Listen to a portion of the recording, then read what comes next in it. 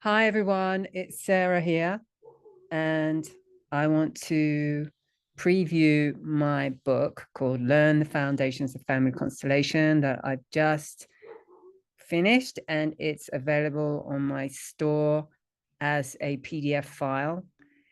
Originally, I wrote this book for Japanese students. I was asked to by my friend Kyoko, who has a healing arts school in Japan. And I've been working with her students for many years. And I've taken them through constellation classes, tabletop 1, tabletop 2. And this Learn the Foundations of Family Constellation is a class also. It's an 8-month class that I offer also to English speaking people. And I usually do it, it starts in August, at the end of August. I'll put the link in for anyone who's interested, but the book mirrors the class. Anyway, the reason I'm telling you this is because the illustrations are Japanese. They have Japanese people in them because that was the original intention of the book, for Japanese people. So I decided to keep them because I like them. I think they're very nice. So here we have the cover, and this one is actually in reference to the field, which is a field of energy that we work with in constellations. It's also known as the knowing field. And this image is of actually ancestors in a field. But anyway, it's that's what it's referencing. So I decided to use that as a cover because I like the way it came out. So I'm going to go through the book now and just preview it briefly with you so you get an idea what's inside the book. So here we have every subject is listed. You can click on anything and it will take you right there. So about family constellations, this chapter is about Bert Hellinger, who is the original person that brought family constellations forward. There's a Netflix series called Another Self, which is about family constellations. And I talk about how in the US, constellation work is not that popular.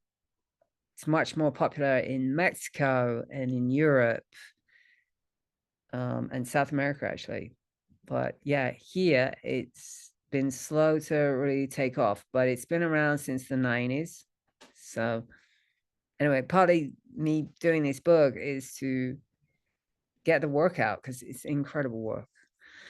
All right, so here's how it's done.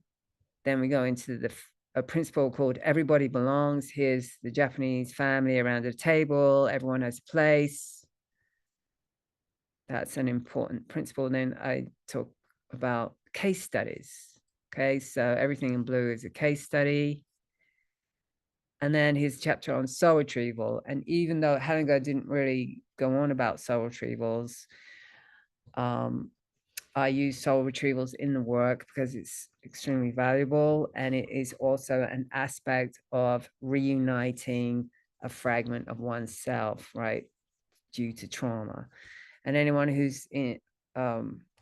knows about shamanism will be familiar with soul retrievals. So yes, you can do soul retrievals in a constellation. Talk about collective trauma. This one is post-abortion reconciliation, this chapter. So here we have a couple holding hands. They're coming together. They may get married or have a family. Maybe on his side, he has 3 babies that didn't come in. Could be from previous girlfriends or previous marriages. And on the woman's side, maybe she has 3 that she had or her mother did or her grandmother even, right? So they accumulate. It's like they are missing people, even though they're not they didn't come out of the body, right? They are still considered part of the family and they need to be reconciled. They need to belong. So there's a constellation that addresses that, and it's very powerful.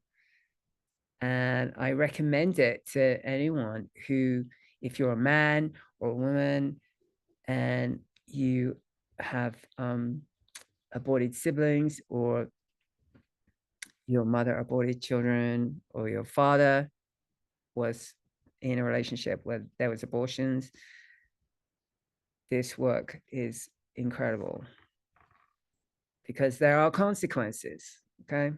And it's not a judgment. It's to do with the principle of missing people, like I said. Anyway, but I explain it much more in the book. Here's Order of Love, which is depicted by the Russian dolls. So everyone who knows the Russian dolls, is each doll fits in the larger one, right? So you come down, so it's very small, but it's all in one doll. So I felt that really represented the order, which is basically who came before you, who came before us. So that's a big part of family constellation work. You need to know that, you need to understand it so you can recognize it. Okay. It's rampant. Lots of people are out of order, I'm telling you. And we can get them back in order, and the family will function, the system will function much better. This case study. Now we go to acknowledging what is, another principle. So you have this boy is looking in a picture of his mother and father. He's acknowledging them, right? A lot of people can't. A lot of people don't like their parents, or don't want anything to do with them, or dismiss them. Okay, so the only one who suffers through that is you, and your parents probably too, but you are gonna you're gonna suffer through that. And anyway, I explain it deeply in here. It's not that you have to love your parents if they were abusive to you or whatever, but the truth is that you came from them. All right. So when you can be in the truth of that and you're aligned in it, everything's going to go better. The energy is going to flow. Things are going to be better because you're not resisting the truth. That's a very simple explanation. Okay. So here's more case studies. Then we go into hidden loyalties. Here's a father with his daughter facing the mother. So the daughter is with the father, right? So she's got a loyalty to the father. She might not even know it when she gets older. She might not even realize that that is influencing her. Okay. Loyalty to a parent, loyalty to a sibling. This man had 1,000 children through donating his sperm. It's interesting. I put the video in an interview with him. There's also a documentary about him, but it's pretty interesting. How does that impact the system, the family system? Well, if you read it, you'll find out. Egg donors. Now we have women being kidnapped to produce eggs every month, okay, being held against their will, having their eggs taken from them to be sold on the black market. What happens to that child who was whose mother was kidnapped and was bought? All right, that child was bought. How does that impact the family system? It's interesting. It does. It's going to be a trauma in the system. Family secrets. People lying to the children of who their original parents are. It happens all the time. Happens all the time. Way more than you would imagine. And with 23andMe, everyone's finding out family secrets.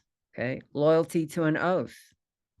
Healing statements. This is another big part of family constellation, where we give healing statements for the representatives to say, okay, they're short, concise, they release energy, it gets things moving, it indicates where there's a block, where the energy needs to flow.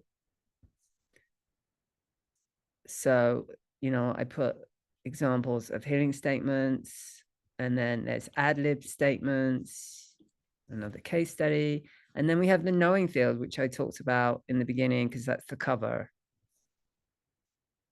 Constellations are phenomenological. Place of origin, where were you born? That's important. Your relationship to the place of where you were born can affect you, definitely. There's my own case study in there. Blind constellations, doing constellations where nobody knows who they are. All right. That way there's no bias, there's no prejudice. Like, we're going from the information that's coming through the reps. And it works. It's incredible. Community constellations, which I really like. Community constellations where we're looking at community issues, where we involve the community, where their input is important and goes into how the constellation is set up. And then we come to horse constellations, which is what I do here at my place in Ranchita in California. I do the family constellations with horses. So therefore I'm outside, which is my preference. I don't like to be indoors all the time. I'd rather be outside. I'd rather be with my horses. What better thing to do than help other people be with my horses and be outside? That's, anyway, horse constellations. I also teach people how to do that. If you learn the foundations, you can modify what you learned and take it to nature or horses or tabletop. So here's a case study of a constellation, herd instincts, my commitment to horses. And then we go to tabletop constellations, which is another one of my favorite ways to do constellations. On a tabletop, it can be done remotely. Once you learn the principles, once you really can digest the information, it's not an overnight teaching. All right. It takes a while because you have to embody it to know it. All right. So that's why the course that goes in tandem with this book is 8 months. Some people do 2-year courses, right? It takes a while. But I don't want you to deter you. I don't want that to deter you. It's a very fulfilling therapy to facilitate. It has long-lasting results. It's not something that someone comes to you every week for, right? People are not dependent on you for that. It actually changes things for people. And then here's my contact and service information. And that's me with Corazon, one of my 5 horses now. All right, so that was a quick review. If you want the book, there's a link in the description. And also, if you have any questions, please put them in the comments. I'm happy to answer. If you're interested in the 8-month, I'll put the link in there as well. And that's it from me. Thank you so much for watching. Oh yeah, and the book's going to be available in Japanese. It's probably going to be in a print version on Amazon, I believe, but it's going to be in a couple of months. Okay, bye.